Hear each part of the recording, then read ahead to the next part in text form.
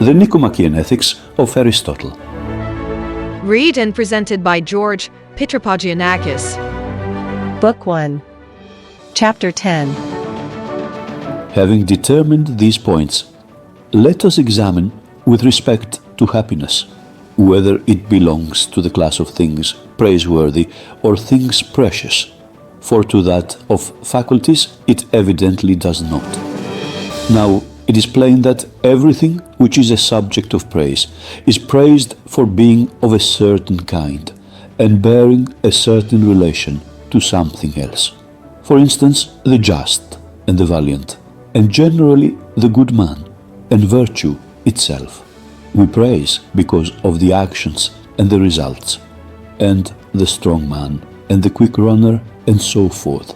We praise for being of a certain nature and bearing a certain relation to something good and excellent.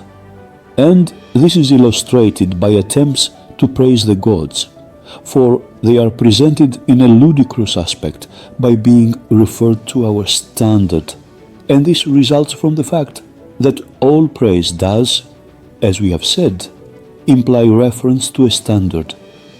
Now, if it is to such objects that praise belongs, it is evident that what is applicable to the best objects is not praise, but something higher and better, which is plain matter of fact. For not only do we call the gods blessed and happy, but of men also we pronounce those blessed who most nearly resemble the gods.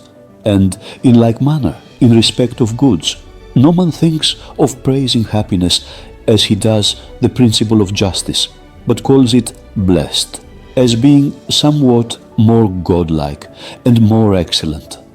Eudoxus too is thought to have advanced a sound argument in support of the claim of pleasure to the highest price, for the fact that, though it is one of the good things, it is not praised, he took for an indication of its superiority to those which are subjects of praise.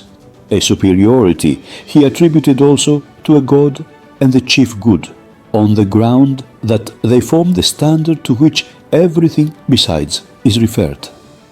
For praise applies to virtue because it makes men apt to do what is noble, but encomia to definite works of body or mind.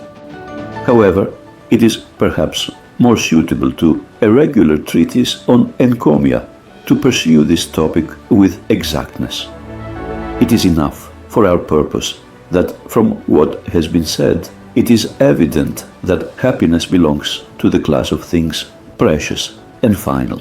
And it seems to be so also because of its being a starting point, which it is in that, with a view to it, we all do everything else that is done. Now, the starting point and cause of good things we assume to be something precious and divine.